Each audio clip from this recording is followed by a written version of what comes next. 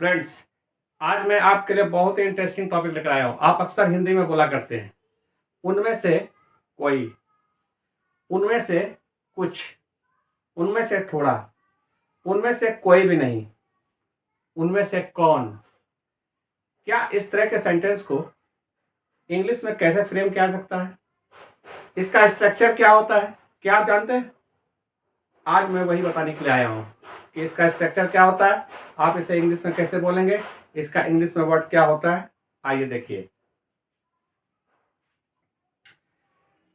Some of them या some of those, some of them या some of those, उनमें से कुछ। ओके, अब जैसे एग्जांपल है, उनमें से कुछ लोग बीमार हैं, उनमें से कुछ लोग बीमार हैं, तो सबसे पहले जो सम ऑफ देम है उसे लिख देते हैं, सम ऑफ देम। ठीक, गॉट सिक, है ना, सिक की जगह इल भी लिख सकते हैं। सम ऑफ देम गॉट सिक, उनमें से कुछ लोग बीमार है। नेक्स्ट एग्जांपल जो है वो देखा जाए, वो ये है कि उनमें से कुछ सब्जियां सड़ गई है, उनमें से कुछ सब्जियां सड़ गई है।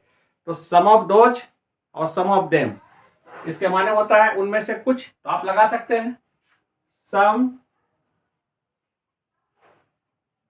ऑफ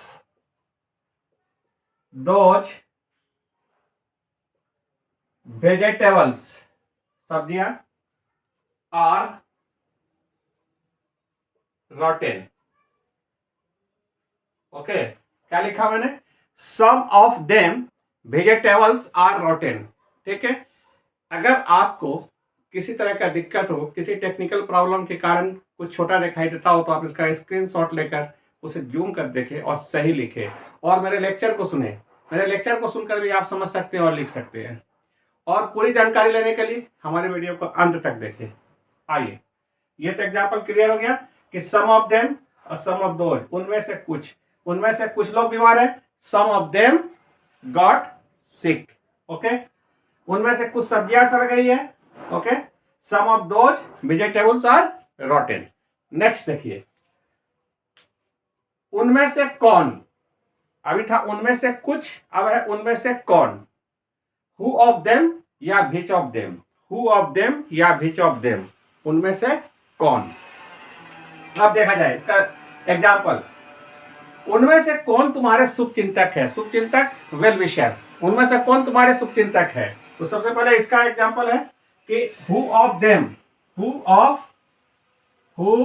ऑफ देम, ठीक, is your well wisher. Well wisher means शुभचिंतक, उनमें से कौन तुम्हारे शुभचिंतक है, तो who of them is your well wisher. अब फिर नेक्स्ट एग्जांपल देखिए, उनमें से कौन तुम्हारे अच्छे मित्र है। अच्छे मित्र माने fast friend, best friend, bosom friend, चम फ्रेंड, कुछ भी लगा सकते हैं, लेकिन अच्छा रहेगा कि आप बुजम फ्रेंड लगाइए। ठीक है, बेस्ट फ्रेंड भी चलेगा। उनमें से कौन तुम्हारे अच्छे मित्र है, who of them is your bosom friend. ठीक,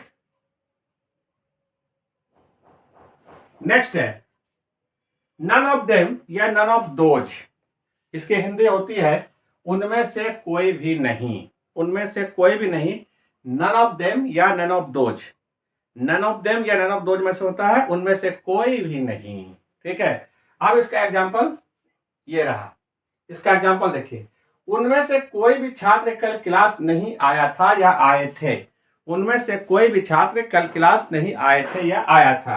अब इसका एग्जांपल कैसे बनेगा, इसका सेंटेंस कैसे बनेगा? सबसे पहले none of them, none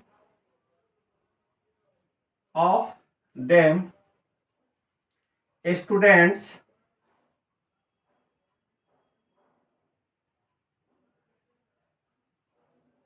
came to the class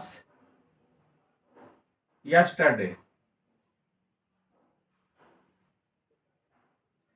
None of them students came to the class yesterday. उनमें से कोई भी छात्र कल क्लास नहीं आए थे। वर्ग में उपस्थित नहीं हुए थे। ठीक है, नेक्स्ट है उनमें से कोई भी नहीं मेरे बर्थडे में आया। उनमें से कोई भी नहीं मेरे बर्थडे में आया, कोई बात नहीं है।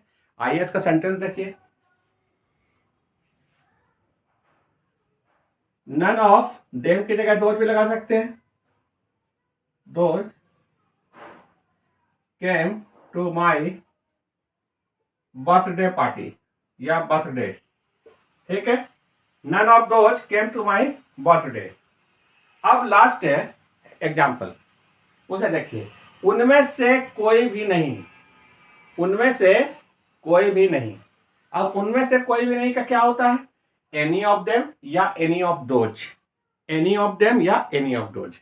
अब देखिए क्या है, उनमें से कोई भी कपड़ा आप पसंद कर सकते हैं, तो इसको कैसे लिख सकते हैं, उनमें से कोई भी कपड़ा आप पसंद कर सकते हैं, तो एनी ऑफ देम, इसको इस तरह से लिख सकते हैं, एनी ऑफ देम भी पहले लगा सकते हैं या आप ऐसे लिख सकते हैं, यू कैन चूज, आप पसंद कर सकते हैं, any of those clothes, any of those clothes. हाँ, क्या लिखा, you can choose any of those clothes, you can choose any of those clothes, उनमें से कोई भी कपड़ा आप पसंद कर सकते हैं। नेक्स्ट एग्जांपल, उनमें से कोई भी चीज आप ले सकते हैं, है ना, उनमें से कोई भी चीज आप ले सकते हैं, यानी you can free to take any of those things. तो आप इसे कैसे बनाएंगे, उनमें से कोई भी चीज आप ले सकते हैं, तो इसको हम कैसे लिखेंगे, you can take any of them things, things means सामान, वस्तु, चीज, है ना, you can take any of them things.